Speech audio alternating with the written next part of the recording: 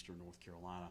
I'm also joined by resident special agent in charge of the Fayetteville FBI office, Dave Smith, who has had an unyielding commitment to the partnership and bringing all federal resources to bear that we possibly can to work for and keep our communities in eastern North Carolina safe. Nearly 1 year ago, 5 people in Sampson County were shot dead in a single home. The ripple effects of that are still being felt today. It occurred in the early morning hours of October 26th and the evening of October 25th of 2023. And their ages ranged from 33 to 73 years old. Today, as we approach the 1-year anniversary of the event, we are announcing that a grand jury has returned a federal indictment against Robert Williams, also known as Double Tap, Drew, or TTG, and a man named Derek George, also known as Pete, for the murders that occurred in Sampson County. Our remarks today, as always at the indictment stage of the case, have to be limited to what is available in the public record and in the 4 corners of the indictment or otherwise presented in court or generally known. So we'll be limiting our remarks to information that's been presented in court, to the general scope of the investigation, and a description of the charges. There are very many legal and ethical and practical reasons why we have to be circumspect in what we can say at this time, but we'll try to share what we can. As many of you know, our violent crime strategy in eastern North Carolina focuses on sitting shoulder to shoulder with local law enforcement to try to solve local problems and bring every federal resource we can to help make communities safer. We do that in eastern North Carolina through partnerships with our sheriffs. There is perhaps no closer partner more heavily invested in that partnership than Sheriff Jimmy Thornton. That partnership and those investments have paid off for the people of Sampson County time and again as we confront violence and drug trafficking. This case is just the most recent example of how it works. The charges handed down by a federal grand jury against Williams and George include discharging a firearm in furtherance of a violent crime, discharging a firearm in furtherance of a drug trafficking crime, sentenciable with a minimum of 10 years in prison if convicted, and with a sentence extending up to and including life in prison or the death penalty. The charges also include a drug conspiracy, a robbery conspiracy, and Hobbs Act robbery. The victims included Alfonso Jeffries, 73 years old, of Clinton, North Carolina; Dagoberto Lopez, 33, of Garland, North Carolina; Lamar Williams, 58, of Rose Hill; Hector Salazar Lopez, 39, of Garland, North Carolina; and Jamie Lynn Rowland, also known as Jamie Thompson, 47, of Clinton, North Carolina. Sampson County Sheriff Jimmy Thornton took swift action in the wake of these homicides. He immediately began investigating with his team of experienced law enforcement officers, but also brought to bear a fleet of partners from across the state, including the ATF, the FBI, the U.S. Marshals, the North Carolina SBI, and even locally the Clinton Police Department. All had a hand in the investigation in the case that has been brought today. On November 9th of 2023, shortly after the murders, law enforcement arrested Robert Williams, one of the defendants who is charged today, for a probation violation stemming from a prior March 2018 conviction. He has been in custody for nearly a year. The additional charges that he now faces in today's indictment relate to the shootings that yielded the murder of the 5 individuals I named. I want to highlight a key point about this case and our work as law enforcement, that our success and the safety of the community turns so heavily on community's investment and trust in law enforcement and the willingness to raise your hand and say something if you know something, to communicate those tips to law enforcement so that we can get justice for victims, so that we can deter acts of violence like this one. This case was helped along by tips from concerned citizens who shared what they knew and what they saw, and it is only by community members who are willing to raise their hand and step forward that we will end patterns of violence in this country. Gun violence is a challenge we face in the United States, and it's significant.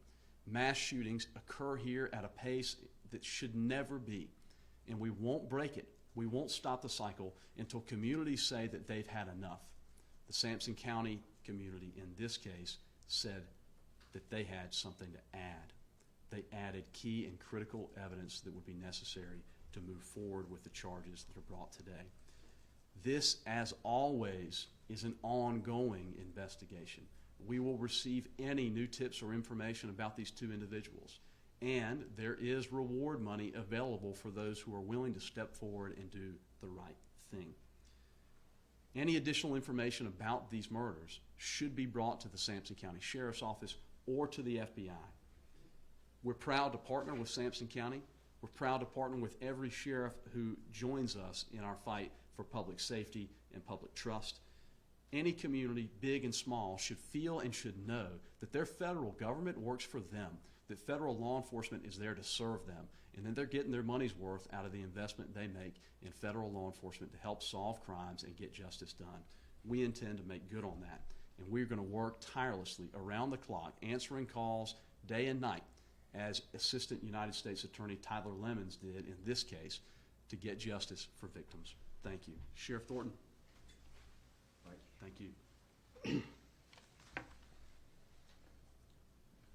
I appreciate this guy and all of his help.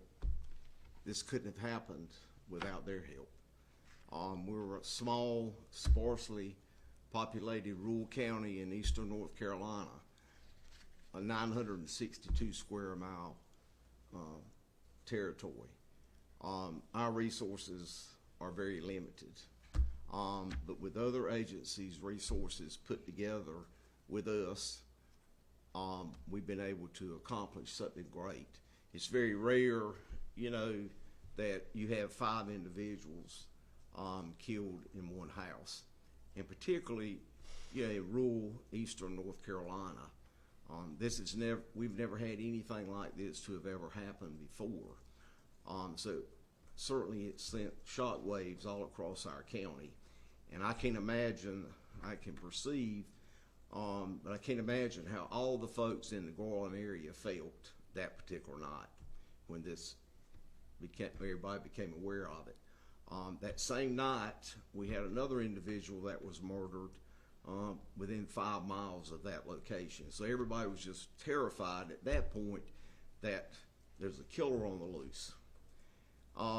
At the same time, the Clinton Police Department also had a shooting where one of their officers shot an individual. So it was a pretty eventful night. So we rely heavily on the SBI, and they of course had to be involved with the officer-involved shooting there in Clinton. But everybody came together. We've always had good partners in our county with the U.S. Attorney's Office, FBI, ATF, DEA. You know, they're at our beck and call, and I'm most appreciative. And certainly the people of our county, you know, can't imagine the partners and all that's been involved over the last 22 years since I've been sheriff in that county. And I can't say enough. Rochelle, Jay, David, they were on it. And even though it happened practically a year ago, there's not been a week since that event, but what there hasn't been multiple phone calls every day, every week, throughout the whole 12-month period. Even though we've had other things to take place, but we never gave up. They never gave up. And David, I appreciate your staff and your staff. Thanks, Sheriff. But anyway, and we're all better for it, okay? And that's what it's all about. We got to deal with these thugs out there that are creating problems for us. Thank y'all. Thanks, Sheriff. We can try to answer some questions, but always with the caveat that we have to be fairly limited in what we can say at the indictment stage. At a sentencing stage, after a conviction, we can be a little more fluid.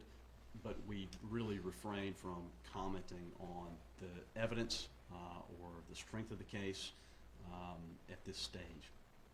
When we went out there initially to cover this story, it was pretty much known and told to us that this might have been a drug house. Would you comment on the fact that this could have been a targeted shooting if 5 people were killed in the same area? I believe it has been commented previously by local law enforcement in a hope to sort of reassure the public that this did appear to be targeted. And if you look at the charges and the way they are styled, it is evident that there was an effort to perpetrate a robbery on the individuals who were at the house, to unlawfully take property belonging to them, to include drugs and drug proceeds.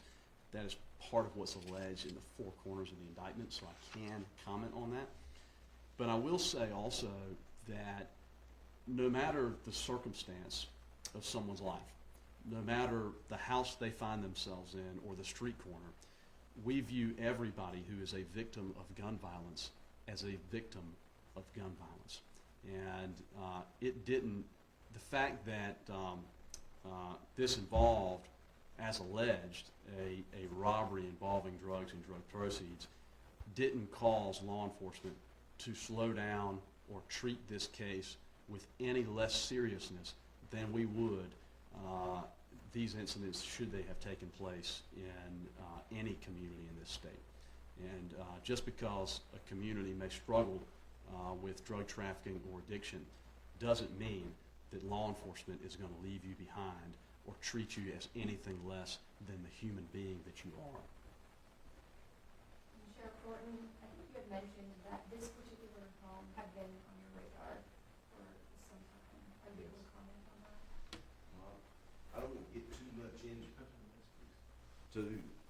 the prosecution of this case, but it was in fact a target location, but that had been the case for some time. I mean, it wasn't just the last 30 or 60 days.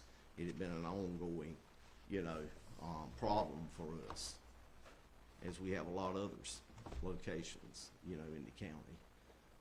But drugs certainly create mega problems and brings on these type incidents to occur. And it's unfortunate that it happens, but it does. Sheriff, I imagine this is one of the worst killings in your county. Talk about what it means to have an arrest and be able to stand here today and say, we've got someone, we're going to go through the prosecution. What does that mean to you and to the people of Sampson County? Well, everybody, certainly was anxious. Everybody expects arrest to take place, in a short period of time. But as you see, it's taken us a year to get where we are. And I've not had a lot of complaints or anger expressed by anyone in the county, and particularly in that area, about it having been an ongoing investigation without pressure and that kind of stuff being placed upon us. We're kind of slow and methodical. We want to make sure that we've got everything, every I dotted and T crossed before we make a move. And there's too much involvement and work involved, to quick draw something and not be successful. And we thrive on success. And I didn't mention my staff, but I've got good employees, real good. Captain Dixon, I think he's invested time every single day on this since the event happened. And First Sergeant Jackson, and I won't name the other one, but everybody's worked hard, and I'm proud of them, of what we've been able to get done. My heart goes out to the family members, because they were not hounding us, wanting to know where you are in the investigation, when are you going to arrest somebody. That was never played the whole year. So, and I think some of that, you know, of course, has confidence in knowing that we'll get the job done. Can't guarantee when it'll happen, but I'm blessed. The people of the county have a lot of confidence in us, and they help build that confidence. Thank you, Sheriff. I had mentioned Robert Williams that was under arrest for a separate charge dating back to November. Was there any prior contact with Derek George? Was he on the radar? Are you able to share how that kind of came about? No. Nothing more I can share on that. Nothing to share. He was arrested about 4.5 weeks ago.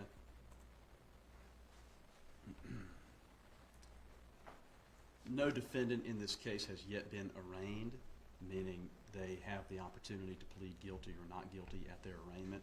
Those arraignments will occur in December. Do we know the relationship of these victims? I know that was still a little uncertain at the time. Were these arraignments, were they related in any way? Of the victims, some were related to one another, but I won't want to comment any more than that. You mentioned the belief that this was a targeted shooting. Were you able to discuss any relationship between Williams, George, and the 5 victims? Not beyond what's alleged in the indictment. And you said drugs were involved in this situation. What kind of impact does that have for Sampson County? Knowing this was on the radar, does it cut down on an issue that we've been concerned about? Well, I'll speak just generally, not talking about this case as it relates to drugs and drug trafficking. We know that addiction is a huge problem in the United States, and good people can be hijacked by substances that they can't control, and that results in many folks losing loved ones who should be sitting around a dinner table with them, either because they become estranged or because they just aren't with us anymore. And that's a huge concern.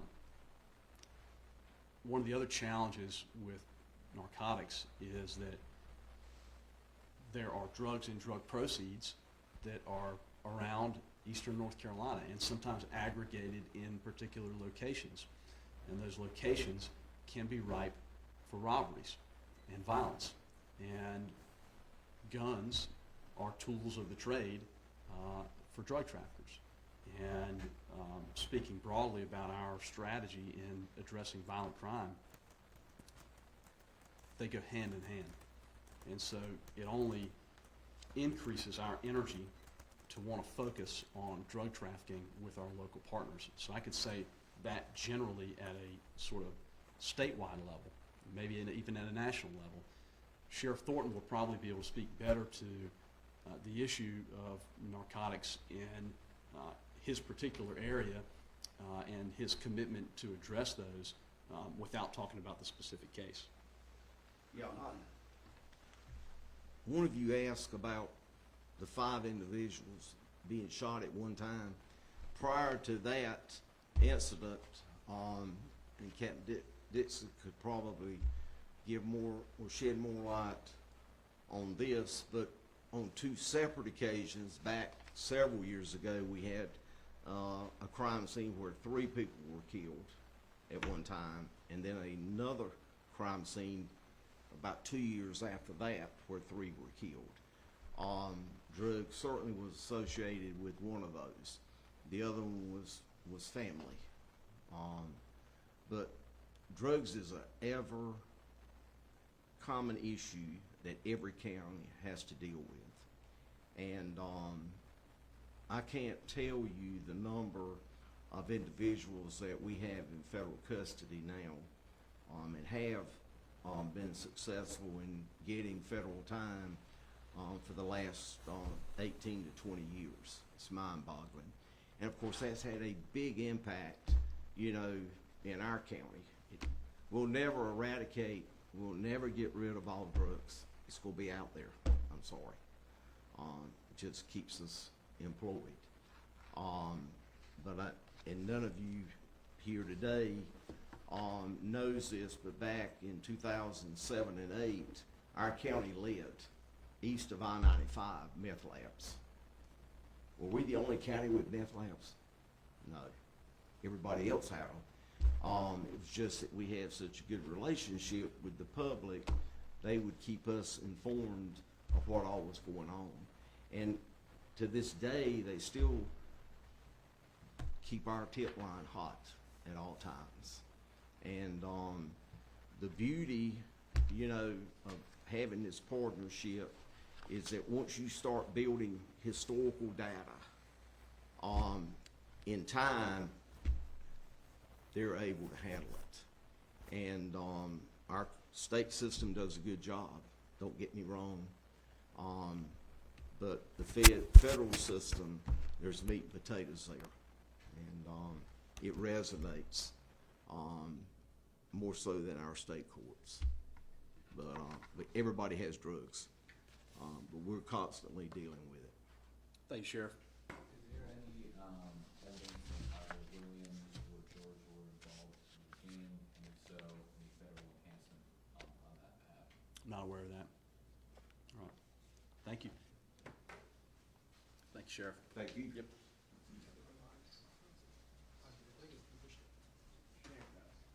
Yeah, it should be up.